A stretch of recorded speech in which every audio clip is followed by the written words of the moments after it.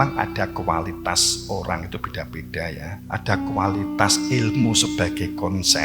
Jadi dia sudah nyuwun ilmu tapi sebenarnya memahaminya sebagai pengetahuan, hanya konsep.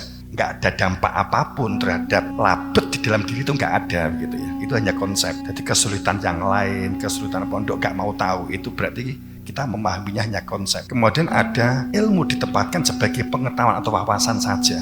Ada ilmu diposisikan dalam bentuk konteks. Artinya bahwa pemahaman berangkat dari sebuah wawasan itu diperlukan wawasan.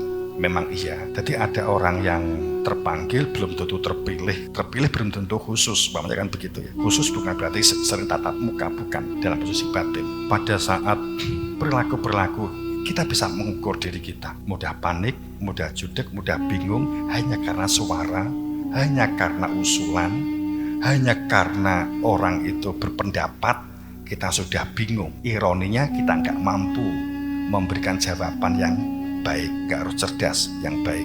Saat kamu ada pertanyaan yang menjadikan imanmu ragu, kamu diam, maka kamu akan benar-benar berproses menjadi peragu.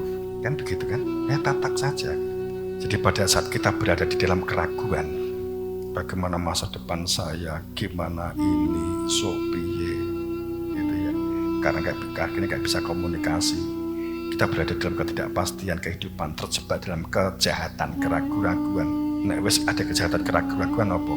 Sistem yang terpusat, beragam, terpadu bisa kamu rusak. Berada di sini, kemudian kamu akan menimbulkan satu suasana di luar sistem.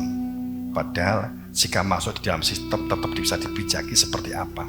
Umpama sebagai contoh kan begitu. Saat berada di komunitas ini, terus kadang sama-sama itu kan kita akan resign.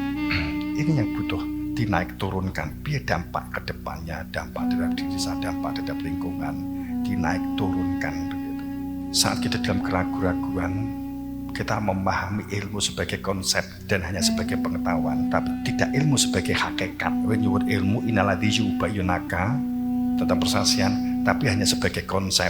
Aku wis duwe ilmu nih mergo elon-elon, mergo nggak penak, mergo bojomu wis nyuwun ilmu melok-melok pamane begitu. Kita akan mudah larut terjebak dalam situasi kompleks. Mudah mungkin terlilit hutang, terkena masalah tiada habis-habisnya. Ya memang begitu karakter. Tapi pada saat sudah jelas seperti ini, ya diulang kembali. Padahal bisa sudah begitu, oke, kalau begitu kita gabung dalam satu sistem. Del, selesai. Bleng, maksudnya kok del. Jadi kalau kita dalam kejahatan keraguan-raguan itu kita mudah bingung dengan pendapat, ungkapan yang menjadikan ambigu, bingung dengan penilaian orang lain, bingung dengan pendapat orang lain, kehilangan kepribadian. Ini kan bisa kamu koreksi sendiri. Kalau masih begini berarti apa yang harus dilakukan? Ya contoh-contoh memungkinkan, tapi kan lain waktu. Sehingga dalam berlaku salah tujuan. Apa berlaku salah tujuan? Berlaku salah tujuan itu enak 5. Perhatian, pencitraan, pujian, kekuasaan. Oke, saat ini saya kamu kendalikan, tapi nanti saya akan mengendalikan kamu. Maka saya akan belajar dengan sungguh-sungguh, sehingga suatu saat saya akan menguasai kamu dan mengendalikan kamu. Ini namanya salah tujuan. Terkadang orang dilolok nih pegel karena nggak punya kekuasaan. Oke, nggak apa-apa, saya ngalah. Suatu saat akan saya tunjukkan bahwa saya bisa mengalahkan kamu. Kue lomba, kemudian oke, saiki saya kalah. Tapi tahun ngarep saya masih kelas 10, saya kelas 11, akan saya kalahkan sekolahan kamu. Ini berarti ada salah tujuan.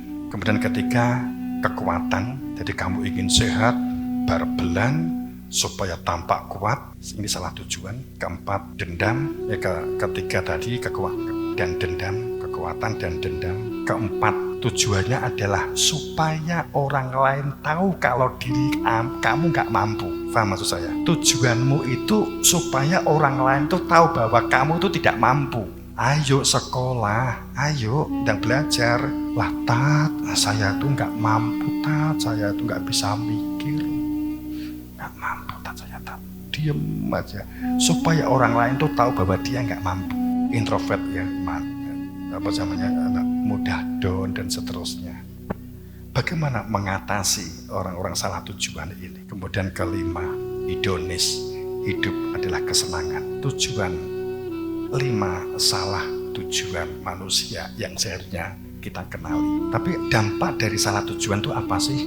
Orang yang semacam ini mengerjakan segala sesuatunya akan serba setengah-setengah, serba khawatir, serba was-was.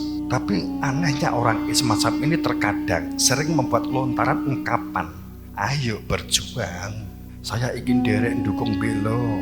Sering mengungkap-ungkapan bahwa kebenaran itu, bahwa yang dimaksud tajali itu, kan gitu.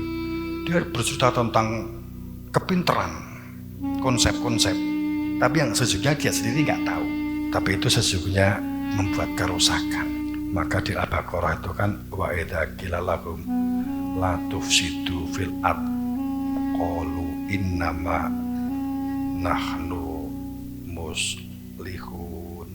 Ojo, jangan menjadi orang yang buat kerusakan. Mereka menjawab merasa dia membuat kebaikan.